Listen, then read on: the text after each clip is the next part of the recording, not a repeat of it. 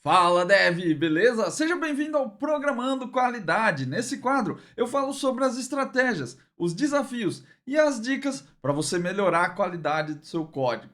Eu sou André Okazaki, eu ajudo devs a entregar software de qualidade e alcançar níveis mais altos de senioridade. E no vídeo de hoje vamos falar sobre como evitar problemas com dívidas técnicas aplicando uma dica de ouro. E se você é dev, principalmente de .NET, e quer entregar software de qualidade para evoluir na carreira, virar pleno, virar sênior, já deixa um like nesse vídeo aí e se inscreve no canal para receber mais conteúdo sobre esse assunto. Vamos começar esclarecendo uma parada logo no início aqui. Eu falei sobre dívida técnica, mas muitos devs conhecem esse termo como débito técnico. E aí fica a dúvida, pô, será que é dívida ou é débito técnico, né? Qual dos dois que é o certo? E a maior dúvida, na verdade, né? Será que isso faz diferença para a minha vida, saber se é dívida ou se é débito? Aqui eu vou dizer para você que existe uma diferença sim, mas só para entender, esse termo débito técnico ele vem da tradução do inglês para o português. O termo original que veio do inglês é technical debt e a gente escuta debit, acho que é débito, né? Mas debit é dívida, né? Se você for traduzir isso literalmente, do inglês para o português, débito é dívida. E isso acontece também, por exemplo, com teste unitário. A gente escuta muito essa palavra teste unitário, nesse termo teste unitário, porque vem de unit test. E aí, quando a galera veio para abrasileirar o termo aí, traduzindo, virou teste unitário. Mas a tradução mais correta seria teste de unidade, né? Unit test, teste de unidade, testar uma unidade. Na prática, de verdade, eu já falei isso algumas vezes aqui, não faz tanta diferença. Ninguém vai te excomungar porque você está falando teste unitário ou teste de unidade. Assim como também ninguém vai te xingar porque você está falando dívida ou débito. Só que no caso da dívida técnica, tem uma pequena diferença aí de interpretação e de sentido da palavra. Quando a gente fala débito técnico, fica parecendo que a gente está em débito, né? E a palavra débito, ela não soa tão mal, né? Ela sugere alguma coisa do tipo, gastei, tive um débito na minha conta, sabe? Não soa tão ruim para os nossos ouvidos. Quando você escuta a dívida técnica, parece que tem um peso diferente. E a dívida técnica realmente tem um peso diferente. E é isso que eu quero transmitir aqui para você hoje. Porque muitas vezes a gente tem problemas com dívida técnica e acaba não entendendo se é preciso fazer, se precisa trabalhar nelas ou não, se faz sentido, se eu priorizo, se eu não priorizo. E aí, essa é a grande diferença entre você dizer débito ou dívida. Porque, de verdade, ninguém gosta de ter dívidas. Então, quando a gente usa a palavra dívida técnica, eu acho que soa com um peso maior e dá uma importância maior. Não só para você que é dev, não só para o seu coleguinha do lado que é dev, ou para o seu chefe, que é um gestor de tecnologia, ou está, né, tá relacionado ali com o nosso trabalho de programação. Mas isso soa diferente também para quem escuta como o usuário, por exemplo, como os stakeholders, como os POs. Essas pessoas, quando escutam a palavra dívida técnica, elas vão sentir um peso maior. Então, se você puder evitar falar débito técnico e começar a usar o termo dívida técnica, você vai ver que aqui ao longo da nossa conversa as coisas vão se encaixar melhor. E a conversa, no final das contas, não é sobre ser dívida ou débito, né? É sobre como a gente faz para evitar essa parada. E antes de eu te passar essa dica, vamos alinhar um pouco os conhecimentos aqui, só para a gente falar da mesma coisa. Eu não sei se você sabe o que é dívida técnica, ou às vezes você tem uma visão diferente do que é. Então vamos alinhar primeiro para não ter dúvida, para você conseguir aplicar essa dica do melhor jeito, beleza? O que é uma dívida técnica? Dívida técnica são coisas que você faz dentro do seu código ou dentro do software. Não é só às vezes uma questão única, exclusiva de código, né? Às vezes tem questões estruturais também, mas que deixam problemas ali que a gente entende que podem ser problemas, né? Muitas vezes coisas que você faz que não são muito legais, que parece que não é o melhor jeito de se fazer, mas que resolve o seu problema naquele momento ali. Um bom exemplo disso, falando de código explicitamente, são duplicações. Muitas vezes você duplica um código, um trecho de código ali dentro do software, porque você não quer melhorar ali a estrutura do seu código, não quer refatorar, você simplesmente copia, cola e resolve o problema que você tem. É uma coisa muito comum, provavelmente isso já aconteceu. Teve até um vídeo que eu mostrei aí que eu peguei um código que foi triplicado. A gente duplicou e depois triplicou. E isso vai gerando alguns problemas aí. Eu acho que você imagina qual que é o problema de você ter código duplicado no seu software. Um outro exemplo de dívida técnica é quando você faz uma alteração no software que fura a arquitetura, né? Fura o desenho arquitetural do seu software. O que seria furar o desenho arquitetural? Ah, eu tenho uma camada lá no meu software que faz acesso ao banco de dados. E aí, ao invés de passar por essa camada, criar uma classe, criar uma estrutura ali, eu não sei como é a sua estrutura aí, mas montar algumas classes, montar os métodos nos lugares certos ali, você faz tudo, por exemplo, dentro da sua controller. Você injeta lá o seu repositório, ou você injeta a sua classe de conexão ao banco de dados e já resolve tudo ali na controller mesmo, escreve as queries na sua controller. Isso é furar a arquitetura, você está desrespeitando o desenho do software para muitas vezes conseguir fazer alguma coisa ali que às vezes você não tem tempo ou você não quer fazer do melhor jeito porque vai te dar muito trabalho, você vai ter seus motivos aí. Então, furar a arquitetura é isso. Eu falei já, dei esses dois exemplos, né? E muitas vezes você vai ver que eles são realmente tratados como soluções paliativas. Muitas vezes a gente está na correria do dia a dia. Você tá com um chamada de produção, você tá com um bug lá, tá com um software parado em produção e você precisa fazer o software voltar ao ar. Você precisa fazer sua operação voltar a funcionar. E aí a gente acaba fazendo soluções paliativas. Ah, eu vou fazer uma parada aqui só para resolver meu problema. Recentemente eu escutei de um usuário que a gente está com um problema ali de processamento muito pesado, um cálculo que envolve muitos itens cadastrados, né? E aí acaba consumindo muito recurso e as chamadas acabam dando timeout ali. A gente está falando ali de ter fazer um processo dentro do software ali que foi planejado para ter um, dois, três itens dentro da coleção e a gente acaba pegando situações em produção onde tem 60, 200, 300 itens dentro de uma coleção. E aí o software não foi projetado para aquilo e eu escutei um dos usuários dizendo que um dos softwares que ele mexe, eles têm essa funcionalidade, mas o que ele faz é que ele dispara esse processamento num servidor dedicado, numa instância de servidor ali dentro da nuvem que só faz aquilo.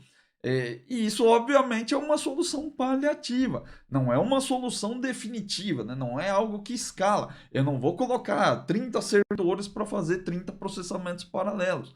Não tem cabimento, não tem orçamento de tecnologia que vai sustentar isso a longo prazo. Então, muitas soluções paliativas acabam virando definitivas, porque elas ficam em produção ali o tempo que dá para pagar, e acaba virando uma dívida técnica também, uma coisa que você sabe que bom, um dia vai dar problema, isso daí a gente vai ter que arrumar.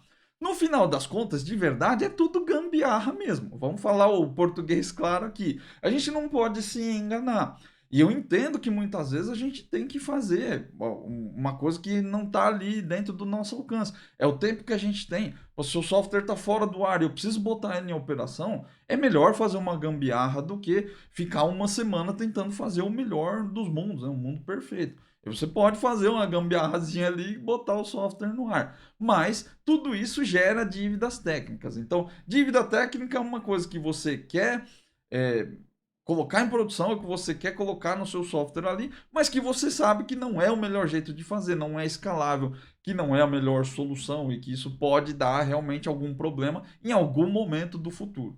Pô, André, você falou que é uma gambiarrazinha ali de vez em quando, faz parte do nosso trabalho, acontece e às vezes a gente precisa fazer. Então, qual que é o problema da dívida técnica? Se faz parte do trabalho e às vezes tem que fazer, qual que é o problema de fato? Talvez na sua cabeça aí você entenda instintivamente, porque você aprendeu que precisa entregar software com qualidade, que você precisa seguir as boas práticas, que você precisa ter uma boa arquitetura. E aí a gente até entende isso internamente nós como devs, né? Só que a gente acaba fazendo. Você olha lá no software e, cara, todo software tem esse monte de coisas. Principalmente essas soluções que a gente chama de paliativa que fica definitiva. A gente até entende o que pode ser o problema, mas muitas vezes você não formaliza isso para você mesmo. Você acaba meio que se enganando ali. Ah, cara, isso aí deixa para depois e tá tudo bem. Qual que é o grande problema da dívida técnica? É que toda dívida que você faz dentro do software cobra um imposto. Eu costumo falar isso para o meu time, né, para as pessoas que trabalham comigo, para gerar um peso maior. Por isso que eu falei lá no começo sobre ser uma dívida ou ser um débito, né? E quando a gente fala dívida, parece ser uma coisa mais pesada, porque tem que ser. Toda dívida técnica que você deixa dentro do software, em algum momento vai te cobrar um imposto. E essa cobrança, ela pode demorar, pode ficar anos a fio ali usando o software que nunca vai te cobrar isso aí, 5, 10 anos às vezes. Mas às vezes também pode ser no dia seguinte. Esse imposto pode ser cobrado daqui uma semana, daqui 2 meses. E principalmente se você é uma pessoa que já está há mais tempo na empresa, e não estou falando que você está lá há 20, 30 anos, não. Se você já ficou ali 2 anos dentro da mesma empresa, mexendo com o mesmo software, tem grandes chances de você ser uma das pessoas que vai ter que pagar esse imposto. Você vai ver esse imposto ser cobrado. E o que é esse imposto que a dívida técnica cobra? A dívida técnica gera retrabalho. Porque muitas vezes você coloca uma gambiarra ali, uma solução paliativa no seu software, e ele acaba gerando mais problemas de longo prazo. Começa a dar algum erro maluco porque mudou alguma regra. E aí, às vezes, esse erro ele não é imediato. Esse erro acontece numa parte do processo que às vezes é assíncrono. E aí você só vai ver que deu problema daqui 15, 20 dias. Só que esses 15, 20 dias, eles já se passaram com todo dia dando dezenas de erros ali. E quando você percebe que está com problema, você já tem 500, 1000 casos ali dentro do seu software com problema em produção. E aí o estrago está feito. Então tudo isso aí vai gerando retrabalho para você. E é um retrabalho, e quando eu falo retrabalho aqui, é você ter que parar para corrigir, é você ter que voltar e revisar as coisas. E às vezes você tem muitos casos com problema em produção, você vai ter que voltar para analisar todo mundo, fazer um levantamento, ver o que você vai fazer para corrigir. Não são situações simples, né? É um retrabalho doloroso. E esse retrabalho ele sempre vem em forma de bola de neve. Além desse caso que eu falei, de que às vezes acumula um monte de casos ali, você precisa voltar para tratar todo mundo, e ainda vai ter que corrigir o software para parar de dar problema, né, para estancar o problema na origem. Às vezes gera uma bola de neve de problemas de outras formas. Quando, por exemplo, você fura ali a sua arquitetura e às vezes você, como eu dei no exemplo aí que o usuário disse que tinha um processamento que vai para outro servidor, às vezes você não consegue mais tirar esse processamento de lá. E aí a solução é aumentar a capacidade da máquina. Colocar um cluster de máquinas para fazer esse processamento separado. E aí isso aí vai gerando cada vez mais custo. E aí ele vai tirando o orçamento que o seu time tem para fazer melhorias no software, para fazer outras coisas lá, mas você está gastando com infraestrutura que não tinha necessidade de gastar. E aí isso vai gerar outros problemas, vai começar a apertar seus prazos, porque vai ter cada vez menos dinheiro para pagar as pessoas. E aí você vai ter menos tempo, por exemplo, para fazer teste. E aí você não sabe por que você não tem tempo de fazer teste. Olha aí uma das coisas que pode estar causando sua falta de tempo. A falta de tempo de investir em qualidade, por exemplo. Muitas vezes é porque vocês estão usando o dinheiro disponível da forma errada, vocês estão usando em outras coisas. Então, essa bola de neve aí da dívida técnica é uma das piores coisas para você tratar no seu dia a dia. E recentemente eu tive que lidar com isso também. A gente tem um projeto ali, um software que é dividido em vários serviços, né, segregado, é um software distribuído. E uma dessas aplicações que a gente tem lá ela tem umas características meio que de software antigo e de software novo, E a gente tem uma API que é escrita em .NET, hoje ela já está em .NET 8, né? A gente foi evoluindo. E a gente tem um outro serviço de apoio que foi feito com WCF. E, obviamente, como não existe WCF no .NET, isso foi feito em .NET Full Framework, né? Uma versão antiga, está na versão 4.8, mas é Full Framework. E aí a gente tinha uma solution com vários projetos em .NET 8 e um projeto em WCF. E isso sempre incomodou bastante, né? Eu olhava para aquilo e falava, pô, isso aqui tá errado. A gente não pode ter o sistema desse jeito, né? Essa solution aqui, ela devia ser dividida em duas. Inclusive, o software ele devia ter dois repositórios separados, né? Porque tá todo mundo dentro do mesmo repositório. Também, né? Um outro problema que se arrasta aí. E aí, como tá todo mundo dentro do mesmo repositório, quando a gente vai levar isso para fazer um processo de CI/CD, como nós temos lá, né, um processo de build automatizado, deploy automatizado, eu sou obrigado a ficar fazendo contornos, porque eu não consigo buildar todo mundo junto, né, uma parte da solution ali com .NET Full Framework e a outra parte com .NET 8. Então eu tenho que ficar fazendo contornos ali para conseguir driblar isso. Agora a gente está com um projeto de migração, onde a gente está mudando a parte estrutural das coisas, está mudando inclusive a esteira de CI/CD, e eu tenho que lidar com esse pepino aí que eu não quis lidar no passado. Então, eu tô tendo que encarar problemas agora, problemas estruturais. E eu falei na outra parte aí que às vezes não é só sobre código, né? Às vezes são buracos mais profundos, né? Buracos de minhoca mais profundos aí, e que vão gerando bolas de neve. Pô, eu só tinha um pequeno problema que eu fui contornando com o tempo. Agora talvez não consiga mais contornar.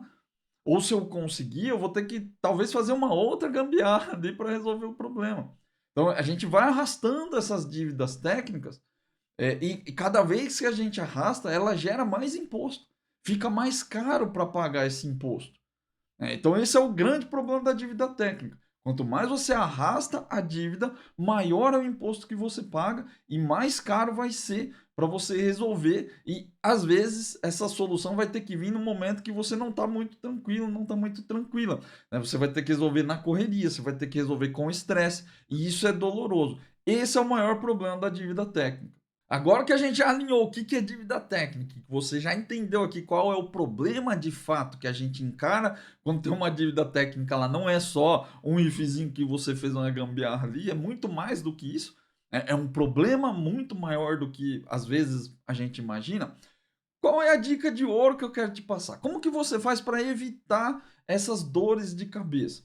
E que fique bem claro, eu não quero que você evite incluir dívidas técnicas no software. Até porque muitas vezes não foi nem você que incluiu essa dívida, né? Foi uma outra pessoa do time. E como eu disse, às vezes é necessário. Infelizmente, nosso mundo não é perfeito. Eu gostaria muito de falar para você nunca fazer dívidas técnicas no software. É possível? Eu acredito que talvez até seja. Mas o nosso mundo não é perfeito. Nosso mundo não é tudo legal e divertido como a gente vê na internet e nos livros. A gente tem percalços, a gente tem dificuldades. Tem dia que você não tá de bom humor, tem dia que você não tá com um saco para fazer as coisas. E tá tudo bem ser assim. A gente não tem que buscar ter uma vida perfeita, ser o dev perfeito no mundo perfeito. Não é isso que eu quero de você e não é isso que eu aplico na minha vida, na minha carreira. O que a gente tem que tentar preservar aqui é a nossa integridade como devs, né? Entregar código, mirar sempre uma qualidade melhor do código que a gente entrega. E isso não é uma coisa que vem do dia para a noite. Isso é uma coisa que é gradativa. É uma coisa que com o tempo, com experimentação, passando por perrengues é que você vai conseguir melhorar. Então não tente ser o dev perfeito, porque não vai rolar, você vai se frustrar. E aí, com os problemas que você encarar, você aprende para evoluir. É assim que você vira um dev de destaque, é assim que você sai do júnior para virar pleno, para virar sênior. Não é sendo dev perfeito, é aprendendo com seus erros e evoluindo. Então, a parada aqui não é entregar código livre de dívida técnica, mas como lidar com ela. Se você encontrar, se você tiver que fazer, o que que você faz? Qual que é a dica de ouro aqui? Na primeira vez que você ver ou que você fizer uma dívida técnica, você anota. O que é anotar? Você pode, por exemplo, colocar comentários no seu código. Eu faço bastante isso. Não sou um grande defensor dos comentários. Às vezes eu acho que deixar comentário no código atrapalha mais do que ajuda. Mas no caso das dívidas técnicas, eu acho válido. Porque você vai colocar um comentário, sempre coloca um comentário bem grande, bem descritivo, explicando não o que o código está fazendo, porque isso a pessoa vai ler e vai ter que entender, ou às vezes é difícil de entender. Mas o que eu deixo nesse comentário é a intenção.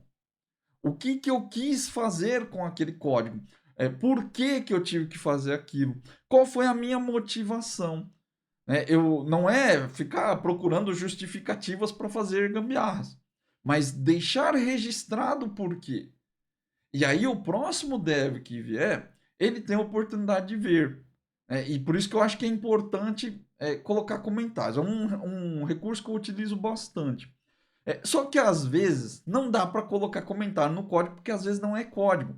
Como essa questão da estrutura ou de um problema de build, como eu falei aí no meu exemplo, às vezes não tem como. Então, outras coisas que você pode fazer. Você pode criar um card lá no seu software de controle, no Gira, no Trello, no Azure DevOps, o software que você usa aí para controlar. Você pode criar uma task, uma tarefa lá dentro do seu quadro. Ou se ele for um quadro físico, você pode colocar um post-it lá e escrever o que, que é a dívida. Coloca lá, ó, dívida técnica. Fiz uma gambiarra no ponto X lá por causa disso, disso e disso. E se você não tem como colocar um card, se você trabalha sozinho, não tem um board, ou sei lá, na sua situação aí vocês fazem o controle de outro jeito, você pode criar até um TXT mesmo. Às vezes eu anoto coisas minhas, né, principalmente que eu acho que não vai afetar o time de fato, eu deixo anotado num TXT meu, só para eu ter um registro. Porque se eu ficar confiando na minha memória, não vai rolar. Então é importante registrar. E aí, além de ter a questão da memória, para você não esquecer das coisas, tem uma questão muito importante aqui nesse lance da anotação. É fazer o negócio ficar visível. Visível. Porque se você vê, se o seu time vê, a coisa incomoda. Esse é o objetivo de anotar. Eu estou falando aqui para você anotar para incomodar. Não adianta você anotar e deixar jogado em algum lugar também. Se você vai anotar num TXT, você precisa anotar num lugar onde você consulta frequentemente. Senão, não adianta. Precisa ser visual para incomodar. Esse é o objetivo da primeira fase aqui. Anota. Fiz, registra tudo e deixa visível. Se puder ficar visível para o time todo, então é melhor ainda porque vai ser bem mais positivo. E aí, a segunda parte então, na primeira vez, fez a gambiarra, viu uma gambiarra no código, anota. Não deixa de registrar, mesmo que não seja seu. Na segunda vez, se você trombar com aquilo lá, com aquele comentário, com aquele card, com aquele seu TXT, corrija. Não deixa para depois. Esse foi um dos erros que eu cometi quando eu não fiz essa alteração no build e deixei a estrutura lá da solution errada, o versionamento errado também, todo mundo dentro do mesmo repositório. Então, se você ver uma segunda vez, corrija, não deixe para depois. Ah, André, mas é difícil corrigir porque, pô, não é que eu vou ter tempo para fazer o negócio. Cara, cria espaço para fazer essa correção. Dá seu jeito, tem que dar. Não é que, mas aí eu vou ver, eu vou falar. Dá seu jeito, cria espaços, coloca como uma atividade para o time. Não estou falando para você fazer gambiarras do seu trabalho. Não, eu vou engordar minha atividade aqui para poder fazer a dívida técnica. Não é isso que eu estou falando. Isso é ruim também. Porque isso fica inflando as coisas e fica mascarando o que você faz. Não é esse o objetivo. O objetivo aqui é formalizar o problema. É deixar claro que existe um problema e que isso precisa ser resolvido. Que isso é um problema do time. Não é um problema seu, não é um problema do código, não é um problema de TI, como muita gente lida com as dívidas técnicas. Dívida técnica é um problema para todo mundo. Só que para fazer com que todo mundo entenda que isso é um problema, todo mundo, eu digo, não é só o time de devs, né? É o seu usuário, o seu PO, os seus stakeholders, todo mundo que está envolvido com o software, inclusive quem banca o software, quem faz o investimento. Precisa saber, precisa formalizar, precisa deixar claro que cada imposto que você vai pagar para uma dívida técnica sai caro e que existem consequências. E que talvez vocês tenham que lidar com essa consequência quando não é o dia mais adequado. É isso que tem que ficar claro. Não é sobre mascarar o trabalho. A transparência aqui é a chave principal. Você não pode esconder o problema. Muitas vezes a galera fala assim: ah, mas pô, como é que eu vou explicar para o usuário que a gente fez uma bobagem no software? E aí agora eu tô pedindo um tempo para corrigir. Ele não vai querer saber disso. E ele tá certo. Se você falar para ele que você precisa de um tempo para corrigir uma bobagem do time, ele tá muito certo em falar que não. E aí, cara, cada um com seus problemas, você se vira aí. Só que o que você precisa aprender é a como formalizar essas coisas. Muitas vezes uma dívida técnica não é só culpa do time. Muitas vezes é. Muitas vezes é preguiça, muitas vezes é falta de interesse de saber como se faz as coisas. Só que acontece, isso faz parte do trabalho, são percalços. Se o usuário não erra, ele não te manda um requisito errado, um cadastro errado que ele faz no software e que para todo mundo. Acontece, todo mundo erra. Então, não é sobre esconder e fazer ali escondido do seu cliente, do seu usuário. É ser transparente e mostrar que isso é um problema. Aí você consegue criar espaço para corrigir. Então, é desse jeito que você consegue as oportunidades de correção. Não deixe para depois. Quanto mais você deixa, mais caro sai o imposto. E você não vai querer pagar esse imposto nas piores horas. E acredita em mim, porque muitas vezes, além de ser caro, além de ser chato, muitas vezes é você mesmo, você mesma que viu a dívida técnica que vai ter que corrigir quando não é o momento. Sabe por quê? Porque você já olhou o negócio. Você já sabia que era um problema. Quem você acha que vai ser o escolhido para corrigir, a escolhida aí? Vai ser você com certeza. Então, se você viu, corrija. E por isso que é importante ter o registro. E se você deixa um comentário no código falando, quando a pessoa passar lá para mexer, ela não vai continuar a gambiar.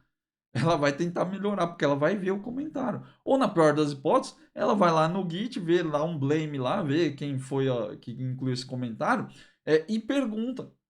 E aí vai tirar dúvida com você para entender o que dá para fazer. E isso vai criando esse fluxo aí da dica, né? Na primeira vez você anota, na segunda você corrige, você começa a criar um ciclo de feedback dentro do código. E é um negócio muito positivo. Faz o time se comunicar também. Muitas vezes isso gera muito aprendizado entre os devs do time. Pô, aqui você não devia fazer desse jeito, porque isso aqui vai gerar um problema estrutural.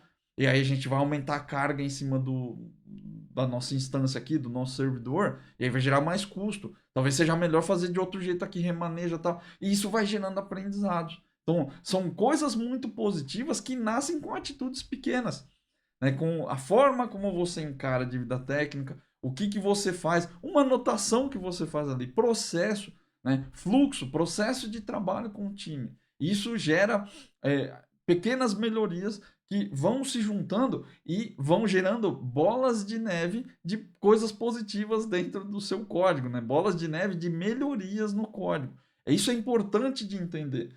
Né? Então não deixe suas dívidas técnicas ficarem perdurando lá. Quanto mais você demorar, mais caro vai ser para corrigir. Então, ó, dica de ouro: na primeira vez você anota, na segunda vez você corrige. E para finalizar, eu quero que você saia dessa conversa com esse pensamento de que a dívida é do software. Uma dívida técnica não pertence aos devs. Uma dívida técnica não pertence ao time de tecnologia. A dívida técnica pertence ao software. E todo mundo que é envolvido com o software também adquire essa dívida. Às vezes ela vem por preguiça, às vezes ela vem por pressa, às vezes ela vem por pressão externa. São vários motivos que podem gerar uma dívida. Mas isso precisa ficar bem claro para todos os envolvidos. Que a dívida pertence ao software e que uma dívida técnica é uma consequência de alguma outra coisa. Pode ser um problema técnico do dev. Isso também é um problema do time, porque talvez o time não esteja conversando para equilibrar o conhecimento técnico. Talvez o time não está dando apoio para os mais experientes do time, né? Não estão dando apoio suficiente para quem é mais novo no time ou para quem tem menos conhecimento técnico. Talvez a dívida técnica seja resultado de uma pressão que o seu usuário fez. É tudo uma consequência. E quem está envolvido com o software participa disso, mesmo que indiretamente. Então, não encare a dívida técnica como uma coisa sua. Não é um problema só seu. É um problema que todo mundo tem que resolver. E é assim que a gente cria um ambiente onde é possível corrigir uma dívida técnica. Não é, mascarar as coisas, é ser transparente. E é enfrentar. Eu gosto muito dessas palavras que parece que é frase de efeito, né? Parece coisa de coach, mas não é. Transparência é muito importante na sua relação com os seus usuários. Se você não coloca as cartas na mesa quando precisa, não adianta, seu usuário nunca vai entender. O usuário não é burro, o usuário não é idiota. Ele entende que as coisas têm um custo. Por mais que você ache que não, mas ele entende. Só que é a forma como você fala que importa. Então, para de esconder suas dívidas técnicas e enfrenta elas. Começa a criar um ambiente para poder enfrentar. Não fica fugindo do problema, porque isso não te ajuda. Quanto mais você foge da dívida técnica, mais caro você vai ter que pagar para corrigir depois. E muitas vezes vai vir num momento que não é legal. E aí gera estresse, e aí gera discussão, e aí seu usuário não vai entender. Tem um monte de consequências ruins aí. Então, enfrente suas dívidas técnicas com transparência. Aprende a colocar isso com o seu usuário, aplica essa dica de ouro aí e você vai ver que fica muito mais fácil. Uma vez que você anotou, uma vez que você sabe os motivadores, para depois conseguir criar esses espaços para corrigir e fazer todo mundo entender que é um problema do software e não dos devs. Eu espero que essa dica tenha te ajudado. Se ela ajudou, deixa um joinha no vídeo e deixa um comentário aí também para me dizer se você gostou dessa dica, se você vai aplicar, se você aplicou e deu certo, se você faz outras coisas ou se você acha que isso aqui não adianta e que você tem seus motivos aí. Deixa aí nos comentários para me dizer o que você achou. E se te ajudou, encaminha esse vídeo para outros devs, né? Compartilha com outros devs para que a gente tenha cada vez mais pessoas entregando software de qualidade por aí, beleza? Um grande abraço e até a próxima.